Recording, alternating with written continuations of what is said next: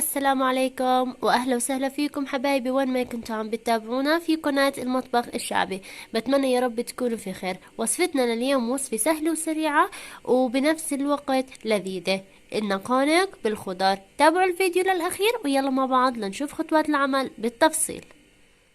عندي هون في البداية بسم الله في مقلاة على الغاز رح نضيف زيت زيتون تقريبا من 3 ل4 معالق كبار. رح انزل حبة من البصل مشرحة مقطعة شرائح، رح نقلبهم لحد ما تدبل عندي البصلة. عندي هون رح احتاج لحبة من الجزر مبروشة ناعم بهالشكل. رح نقلب لمدة دقيقة دقيقتين لحد ما تدبل عندي الجزرة. رح انزل عندي هون فلفل رومي، حبة صغيرة من الفلفل الرومي الاخضر الحلو، فيكم تضيفوا الحار حسب الرغبة. بالاضافة طبعا هون فلفل رومي ايضا ملون. هون ايش متوفر عندكم بامكانكم انكم تضيفوه. انا متوفر عندي هاي الالوان كلياتها، فبتعطي هيك طعم لون كتير حلو. رح اقلبهم ايضا لمدة دقيقة مع بعض.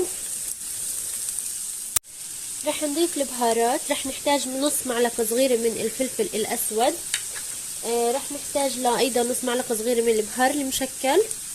بالإضافة للسر في النكهة اللي هو عندي هون معلقة صغيرة من بهار الشاورما، تعطيها نكهة كتير طيبة. بالإضافة لعندي هون بهار دجاج وملح حسب الرغبة. رح أخلطهم كتير منيح مع بعض.